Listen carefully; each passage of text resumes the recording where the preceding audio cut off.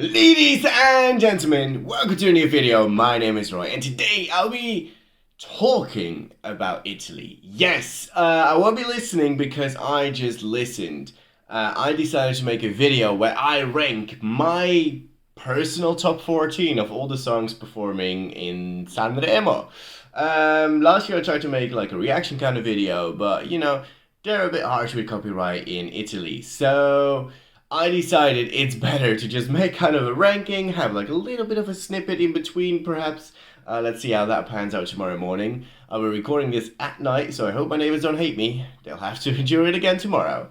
Either way, know that this is my opinion, right? I am not Italian, so I do not understand most of these lyrics.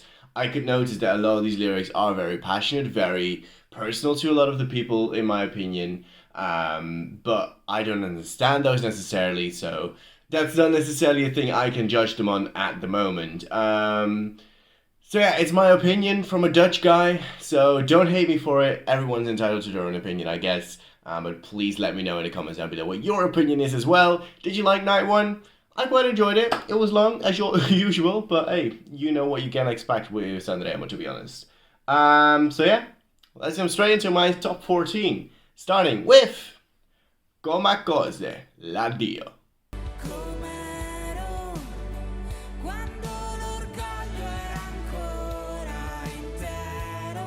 Yeah, the first song is Come. I mean, it's not bad, right? It's just cute, but it's not necessarily the best orchestrated. It takes quite a while to get going. And I like it when they sing together. It's just not giving me any energy. It's not really giving me the emotion that they might try to convey. They might do it with the language, like I said, probably do. But musically, it's not coming across that way necessarily for people who don't understand Italian. So, yeah, Come l'addio in 14th. In 13th place, I have Gianluca Grignani with Quando manca fiato.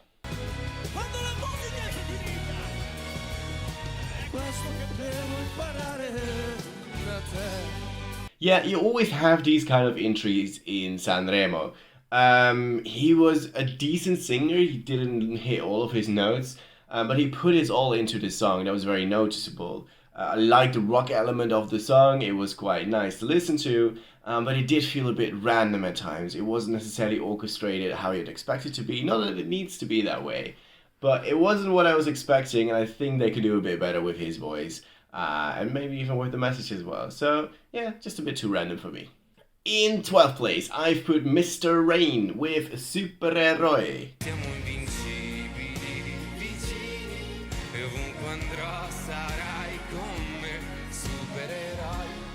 Now, this is more of a thing that would annoy me a little bit. I'm just not a fan of kids on stage with an adult song. Like, it overcomplicates things so much. Like, I would genuinely enjoy this song, I think, if it just ditched the kids and just had, like, normal backing vocals.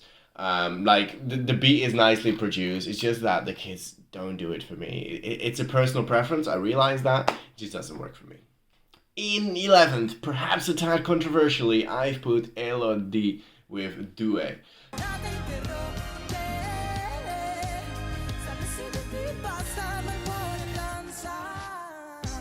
Yeah, I don't know. It's kind of the disco-y vibe she goes for, but it's not really that catchy this time around, unfortunately. She's still amazing. Like, she has a lot of stage presence, a lot of charisma, but the song itself, I don't know. It doesn't really do much for me, but I can see people enjoy it. In 10th, I've put Ariete with Mare guai.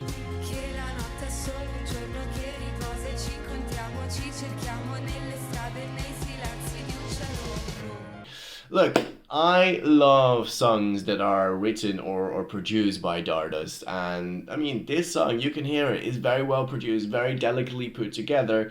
I do think they could have done a bit more to enhance her voice a bit. She was a bit shaky, maybe she was a bit nervous on the night, that can happen. I think vocally, it didn't necessarily encourage anything, like I didn't necessarily love it. Right. It's unfortunate because usually Stardust pen songs are in my top 3. Usually. This time around, not necessarily. In 9th, I've put Mengoni with Due Vite.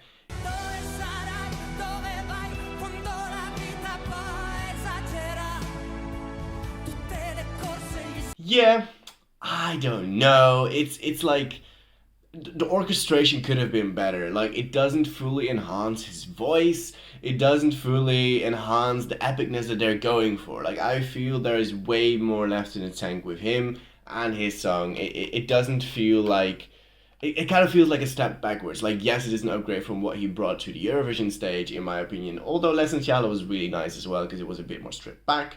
Yeah, it shows off his vocals nicely. It just didn't do much for me, unfortunately. So yeah, I didn't rank it that high. I'm very sorry for everyone who loves Marco Mengoni. But again, personal preference. You have your personal preference as well, I'm pretty sure. In 8th, I have Leo Gassmann with Terzo, cuore.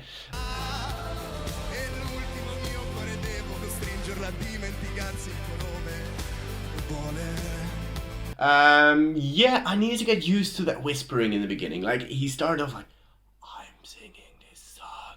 And I was like, okay, that's a bit interesting. But then it nicely opened up towards the chorus. I really quite enjoyed it. And overall, I quite enjoyed this song.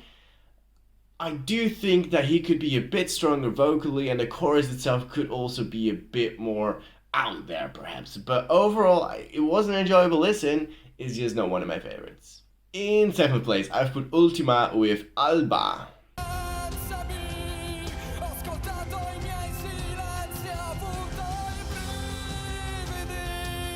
Yeah, one of the big favorites going into this, and I talked to a friend who speaks Italian, and she loved it absolutely.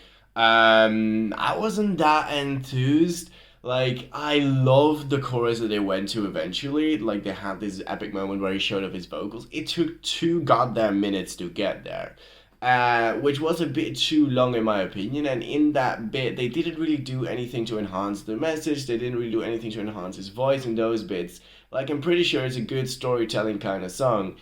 It's just not worth it to only have that one epic chorus in there. Like, yes, it will be an epic moment, but after that, you also had like a minute of like kind of dwindling down back again. So it's just unfortunate because the entire song could have been that epic moment. Like just orchestrate everything epically, and it would be a boom, awesome piece. It's just so much more left in the tank with this song, unfortunately. In 6th place, I've put Gianmaria with Mostro. Ma che ti sembra un mostro? Guarda che sono a posto. Yes, this was the first song that was kind of a bit of an uns banger, like people would say. It did miss a bit of a punch for me.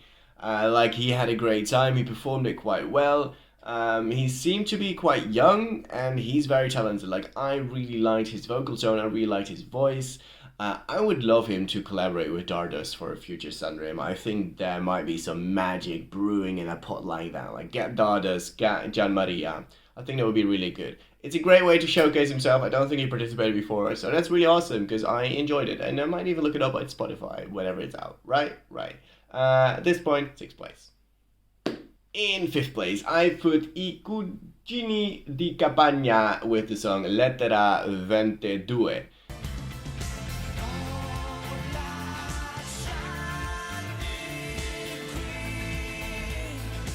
I think it's 22 in Italian at least.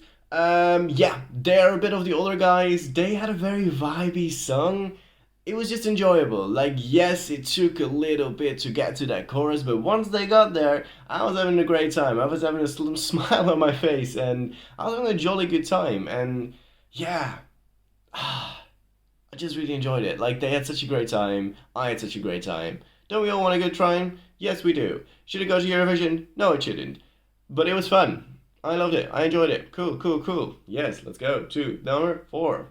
In 4th place, I've put Anna Oxa. The song was called Sali, and in between brackets, Canto dell'anima.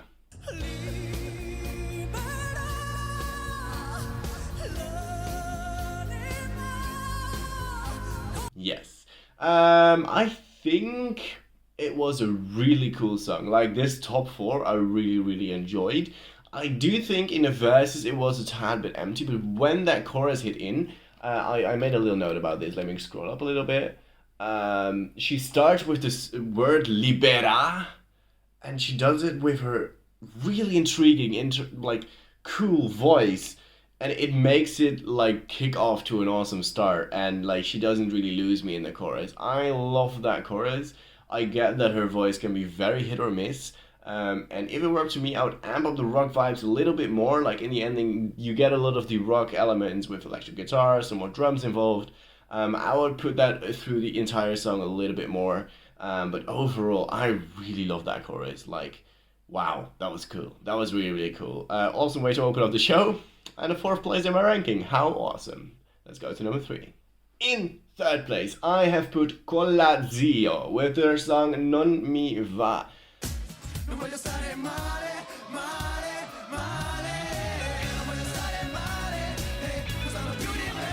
Look, they come on stage and I was like, yo, I might enjoy this, because they were young, they were fresh, their styling was on point, and they seemed like they were gonna make some fun music. And they did. It was very, very fun, especially the chorus. In the verses, I thought some of them were a tad bit nervous, perhaps, so they might need to work on that, like have a bit more confidence, have a bit more stage presence and stuff like that. But yo, that chorus is very sing-alongable. It's very enjoyable. I had a great smile on my face. I had a great time listening to the song, and I will definitely add this to my playlist. Like, I'll tell you that much, it will go to my playlist. So, thank you very much, Colla Zio. I enjoyed your song. 3rd place up. In 2nd place, I put Olly with Polvere.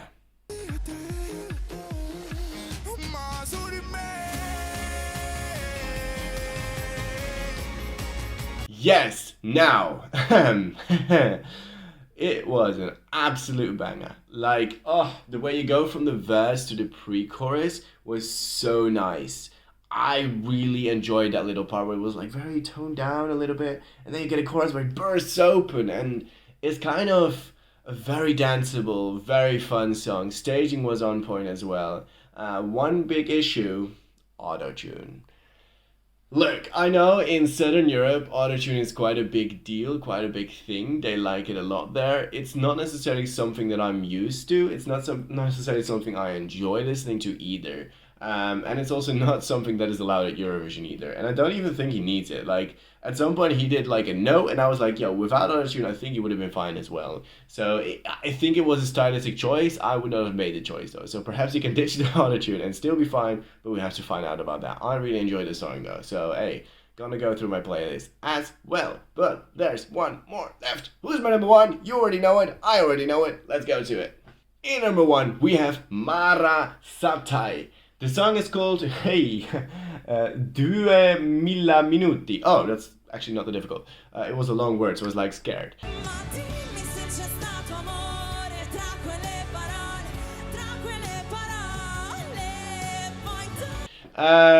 Yeah, look, this is how you do a nice ballad. Like, it's well orchestrated. Her voice shines from start to finish. Like, she grabs you. The minute she started singing the song, she just grabs you with her mannerisms, how she works the camera, every little part where she has intonation on a certain word, on a certain thing that is important in the song. The orchestration did the same thing. In the chorus, she can showcase her wonderful voice.